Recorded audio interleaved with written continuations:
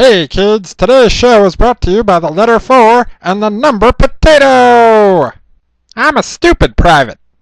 Hey comic fan, time for another Pony Comic review. Today we're looking at the Cutie Mark Crusaders micro series. The comic begins with the CMCs on summer vacation when they decide to get their cutie marks in bad decision making, so they go exploring in the Everfree Forest. Wow!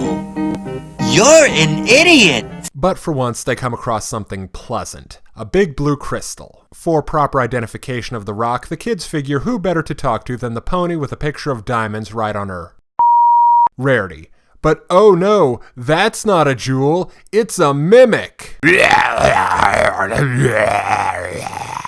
Oh sorry, a mimicker. These are friendly shapeshifters that can turn into, well, any darn thing. Except ponies, that is. My little plot convenience. So obviously the CMCs take their new friend, recently named Imp. Not that kind. Under their wing. After swearing her into the Crusaders, Applebloom, Sweetie Belle, and Scootaloo decide to give Imp's shape-changing powers a workout. But after a few days of changing into any random thing that enter her new friend's little minds, Imp's had enough and runs away. Feeling that they may have just been using their new friend, the girls go in search of Imp to say sorry. They finally find the lost shapeshifter hiding in Twilight's library, and the comic ends with the CMCs dropping Imp off at her home in the forest, promising to return when they've learned to be better friends. I really like this comic. When the series first started, the CMCs were pushing Arini levels of annoying. Wow, Private, that's just mean. Hey, while you're at it, why don't you tell everybody that Applebloom's an orphan, or Scootaloo can't fly, or Sweetie Belle's dumber than a sack of hammers.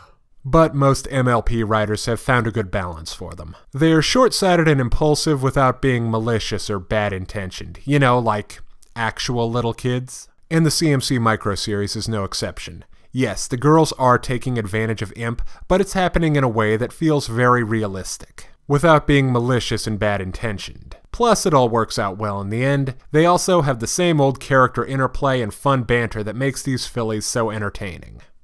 Whatever, Private. Those twits are about as much fun as a swift kick in the rocks. Speaking of, Imp's not going to win Miss Congeniality. But she does just enough to be more than a plot device. And the last page of the comic is just the biggest load of aw fuel ever. This guy. Condolences.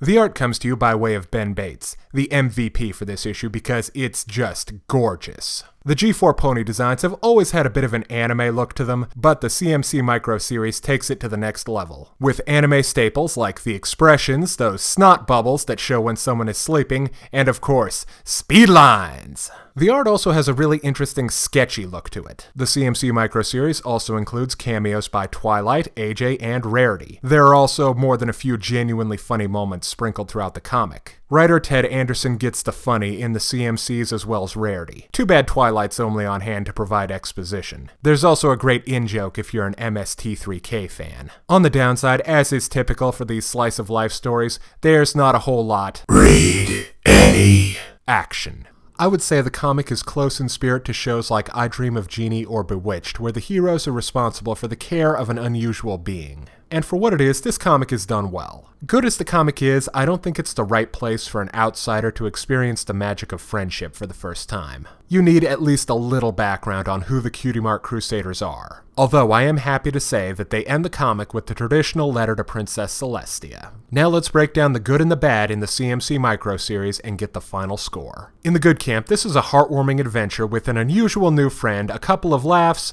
and a load of pretty pictures. On the dark side, if you absolutely need fantasy battles with the likes of Fallen Angels or Chaos Incarnate, this is not your pony comic. Also, this one's not quite as self-contained as it should be. You need to be at least a little familiar with the source material to really get it, and that's no bueno for a once-off. But all in all, still an excellent addition to your pony comic collection. I give the CMC micro series 4 out of 5. Thanks for watching. I'm the Stupid Private.